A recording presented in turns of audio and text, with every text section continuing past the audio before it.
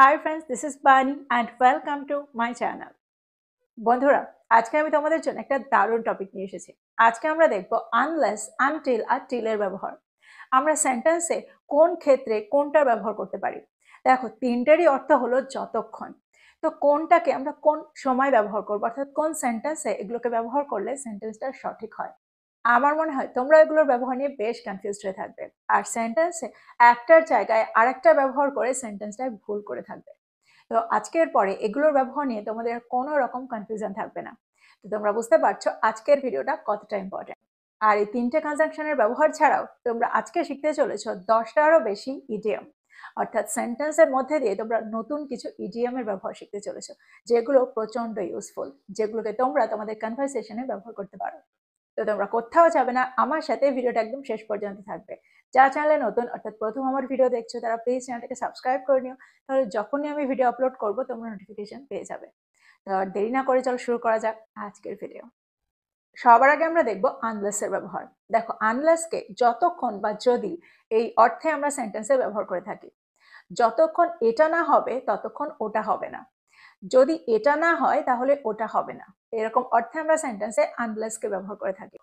দেখো, আনলেসকে আমরা সেন্টেন্সে তখনই ব্যবহার করব যখন আমরা বোঝাতে চাইবো একটা শর্ত, অর্থাৎ যদি এটা না হয় তাহলে ওটা হবে না। তো শর্ত বোঝাতে কিন্তু আমরা সেন্টেন্সে আনলেসকে ব্যবহার করে থাকি। এক্সাম্পল দেখো, যতক্ষণ তুমি সমস্যাটা ব্যাখ্যা না করবে আমি তোমাকে সাহায্য করব না। I won't help you unless you explain the problem. I won't help you unless you explain the problem. এই সেন্টেন্সটার মধ্যে দিয়ে তোমরা একটা জিনিস বুঝতে পারছো, এখানে আনলেস কিন্তু একটা কনজাংশন, অর্থাৎ সেন্টেন্সে আনলেস কনজাংশনের কাজ করে। সেন্টেন্সে দুটো ক্লজ থাকে আর দুটো ক্লজকে কানেক্ট করে। যতক্ষণ তুমি ক্ষমা না চাইবে সে তোমার সাথে কথা বলবে না। She won't talk to you unless you apologize. She won't talk to you unless you apologize. দেখো, এই সেন্টেন্সটাকে আমরা এরকম অর্থ করতে পারি, যদি তুমি ক্ষমা না চাও সে তোমার সাথে কথা বলবে না। তাহলে এখানে আমরা ইফ এরও ব্যবহার করতে পারি, অর্থাৎ ইফ নট এর ব্যবহার সেন্টেন্সে করতে পারি আনলেস এর জায়গায়। তাহলে সেন্টেন্সটা কি হবে? She won't talk to you if you don't apologize. She won't talk to you if you don't apologize. তো তোমরা বুঝতে পারছো আনলেসকে কিন্তু কন্ডিশন, অর্থাৎ শর্ত বোঝাতে আমরা সেন্টেন্সে ব্যবহার করে থাকি। আরো কিছু এক্সাম্পল দেখো, বৃষ্টি না হলে আমরা একটা পিকনিকে যাব। Unless it rains we will go for a picnic. Unless it rains we will go for a picnic. একটা জিনিস তোমরা এখানে মনে রাখবে, যেখানে সেন্টেন্সে আনলেস এর ব্যবহার করব সেখানে কিন্তু আমরা নট এর ব্যবহার সেন্টেন্সে করব না, কারণ আনলেস নিজেই একটা নেগেটিভ ওয়ার্ড। যখন সেন্টেন্সে আমরা আনলেস এর ব্যবহার করি তখন তার অর্থটা হয়ে যায় যতক্ষণ পর্যন্ত না, বা যতক্ষণ না, বা যদি না। কিন্তু এই সেন্টেন্সে যদি আমরা ইফ এর ব্যবহার করি তাহলে কিন্তু আমরা নট এর ব্যবহার করব। তাহলে সেন্টেন্সটা কি হবে? If it doesn't rain we will go for a picnic. If it doesn't rain we will go for a picnic. যদি সে সিদ্ধান্ত না নেয় বা মনকে তৈরি না করে আমরা পরিকল্পনাটি নিয়ে এগোতে পারবো না। Unless he makes up his mind we can't proceed with the plan. Unless he makes up his mind we can't proceed with the plan.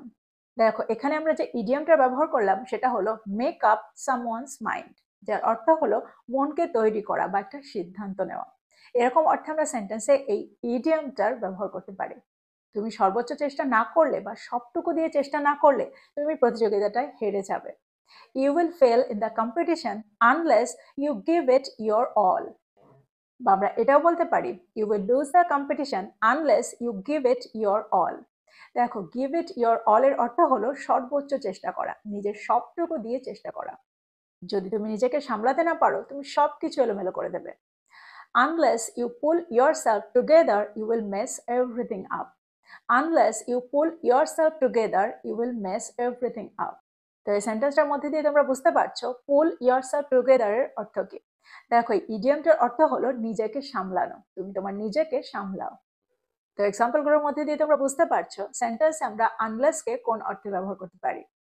যখন সেন্টেন্সে আমাদের শর্ত বোঝাতে হবে, কন্ডিশন বোঝাতে হবে, অর্থাৎ যদি এটা না হয় তাহলে এটা হবে না, এরকম অর্থে আমরা সেন্টেন্সে আনলেসকে ব্যবহার করতে পারি। আর এই সেন্টেন্সগুলোর মধ্যে দিয়ে তোমরা বেশ কিছু ইডিয়মও শিখে নিলে। এবার আমরা দেখব আনটিল এর ব্যবহার। সেন্টেন্সে আমরা আনটিলকে কি করে ব্যবহার করতে পারি। দেখো, আনটিল এর অর্থ হলো যতক্ষণ। আনটিল কিন্তু সময়ের সাথেই যুক্ত। দেখো সেন্টেন্সে আমরা আনটিলকে তখনই ব্যবহার করি যখন আমরা অর্থ করতে চাই যতক্ষণ বা যত সময় পর্যন্ত। সেন্টেন্স দেখো, সেন্টেন্সের মধ্যে দিয়ে তোমরা আরো ভালো করে বুঝতে পারবে। দেখো আনটিলও কিন্তু একটা কনজাংশন। যদি আমি বলি আমি ফিরে আসা না পর্যন্ত এখানে অপেক্ষা করো, wait here until I come back, wait here until I come back. তো তোমরা বুঝতে পারছো এখানে কিন্তু আমি কোনো শর্ত বোঝাচ্ছি না, এখানে আমি বোঝাচ্ছি একটা সময়। এই সময় পর্যন্ত অপেক্ষা করো, যতক্ষণ পর্যন্ত না আমি ফিরে আসি ততক্ষণ পর্যন্ত অপেক্ষা করো। এরকম অর্থে আমরা সেন্টেন্সে আনটিলকে ব্যবহার করে থাকি। আরো কিছু এক্সাম্পল দেখো, সে ঘুমাবে না যতক্ষণ সে তার বাড়ির কাজ শেষ করবে। She won't sleep until she finishes her homework. She won't sleep until she finishes her homework. দেখো এখানেও কিন্তু আমরা আনটিল এর ব্যবহার করলাম, কারণ এখানে আমরা একটা সময় বোঝাতে চাইলাম। যতক্ষণ না এটা হবে ততক্ষণ সে এটা করবে না। সবাই বসে যাওয়া না পর্যন্ত সিনেমাটা শুরু হবে না। The movie will not start until everyone is seated. The movie will not start until everyone is seated. সবাই প্রস্তুত না হওয়া পর্যন্ত ধৈর্য ধরো। Hold your horses until everyone is ready. Hold your horses until everyone is ready.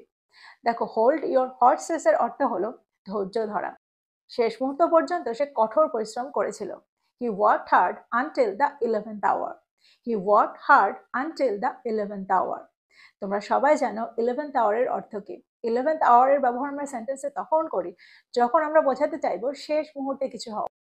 যদি আমি বলি দোকানটা রাত 9টা পর্যন্ত খোলা থাকে, তাহলে সেন্টেন্সটা কি হবে? দেখো এখানেও কিন্তু আমরা আনটিল এর ব্যবহার করব। The shop stays open until 9 p.m. The shop stays open until 9 p.m. এখানে আমরা রিমেন্স এরও ব্যবহার করতে পারি, তাহলে সেন্টেন্সটা কি হবে? The shop remains open until 9 p.m. সব তথ্য না পাওয়া পর্যন্ত সে চুপ ছিল। She held her tongue until she had all the information. She held her tongue until she had all the information. তো এক্সাম্পলগুলোর মধ্যে দিয়ে আমার মনে হয় তোমরা বুঝতে পারলে সেন্টেন্সে আমরা আনটিলকে কি করে ব্যবহার করছি। যখন আমরা অর্থ করতে চাইবো যতক্ষণ বা যতক্ষণ পর্যন্ত বা যত সময় পর্যন্ত, তখন আমরা সেন্টেন্সে আনটিলের ব্যবহার করব।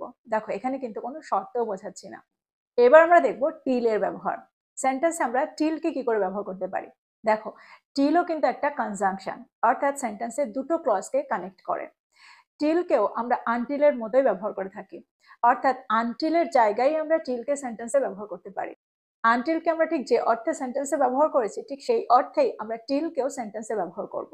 অর্থাৎ যতক্ষণ বা যতক্ষণ পর্যন্ত বা যত সময় পর্যন্ত, এরকম অর্থে আমরা সেন্টেন্সে টিলকে ব্যবহার করব।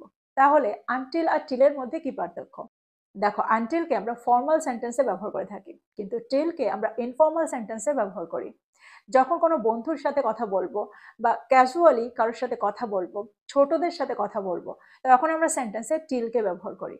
কিন্তু যখন বসের সাথে কথা বলতে হয় বা কোনো সিনিয়র পার্সনের সাথে কথা বলতে হয়, যেখানে আমাদের রেসপেক্ট শো করতে হয়, ফর্মাল সেন্টেন্স তৈরি করতে হয়, সেখানে আমরা আনটিলকে ব্যবহার করব। এবার টিল দিয়ে কিছু সেন্টেন্স দেখো। প্রকল্পটা প্রস্তুত না হওয়া পর্যন্ত নিজেকে গোপন রাখো। Stay under the radar till the project is ready. Stay under the radar till the project is ready. দেখো আন্ডার দ্য রাডারের অর্থ হলো নিজেকে গোপন রাখা, নিজেকে সবার সামনে নিয়ে না আসা। পরের সেন্টেন্সটা দেখো, প্রকল্পটি সম্পূর্ণ না হওয়া পর্যন্ত সে সতর্ক ছিল।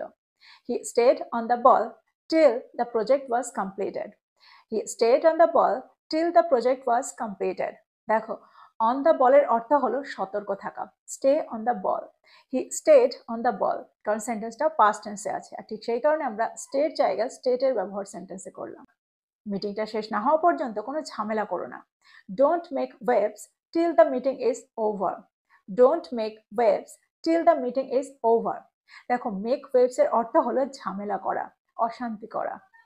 সমস্যার আসল কারণটা খুঁজে না পাওয়া পর্যন্ত আমি বিশ্রাম নিয়ে নিই, বা মূল কারণটা খুঁজে না পাওয়া পর্যন্ত আমি বিশ্রাম নিয়ে নিই। I didn't take rest till I got to the root of the problem. I didn't take rest till I got to the root of the problem. দেখো গেট টু দ্য রুটের অর্থ হলো মূল পর্যন্ত পৌঁছানো, কোনো সমস্যা বা কোনো অশান্তির মূল পর্যন্ত পৌঁছানো, একদম ভেতরে পৌঁছানো, যে আসল কারণটা কি সেটাকে খুঁজে বার করা। পার্টিটা শেষ না হওয়া পর্যন্ত সে গোপন কথাটা বলেনি। He didn't spill the beans till the party was over. He didn't spill the beans till the party was over. দেখো, স্পিল দ্য বিনস এর অর্থ হলো গোপন কথাটা বলে দেওয়া। এখানে প্রত্যেকটা সেন্টেন্সকে বোঝার চেষ্টা করো। দেখো, প্রত্যেকটা সেন্টেন্সে আমরা টিলকে ব্যবহার করেছি এই অর্থে যতক্ষণ পর্যন্ত, যত সময় পর্যন্ত। তো তোমরা বুঝতে পারছো টিলকে আমরা সেন্টেন্সে কিভাবে ব্যবহার করছি। দেখো, আনটিল আর টিল দুটোই একই, অর্থাৎ দুটোকেই আমরা একই অর্থে সেন্টেন্সে ব্যবহার করতে পারি। কিন্তু আনটিলকে আমরা ফর্মাল সেন্টেন্সে ব্যবহার করতে পারি আর টিলকে আমরা ইনফর্মাল সেন্টেন্সে ব্যবহার করে থাকি। তো এই হলো আনলেস, আনটিল আর টিলের ব্যবহার। আমার মনে হয় আজকের পরে এগুলোর ব্যবহার নিয়ে তোমরা কখনোই কনফিউজড হবে না, খুব সহজেই এগুলোকে ব্যবহার করতে পারবে। তো এই ছিল আজকের ভিডিও, এই ছিল আজকের টপিক। আজকের ভিডিওটায় আমার মনে হয় তোমরা বেশ কিছু ইডিয়মও শিখতে পেরেছো। প্রত্যেকটা ইডিয়ম কিন্তু ইউজফুল। প্রত্যেকটা ইডিয়মকে নোট ডাউন করো আর এগুলো দিয়ে সেন্টেন্স তৈরি করো আর সেগুলোকে ব্যবহার করো। তোমাদের প্রতিদিনের কনভারসেশনে এই ইডিয়মগুলোকে ব্যবহার করে তোমাদের কনভারসেশনটাকে বেশ খানিকটা অ্যাডভান্সড করতে পারো। তো এই ছিল আজকের ভিডিওটা ভালো লাগলে লাইক করতে ভুলে যেও না, বন্ধুদেরকে শেয়ার করো যারা ইংরেজি শিখছে। So this is all about today. I will be back with another video. Till then, take care. Thank you for watching this video. Bye bye.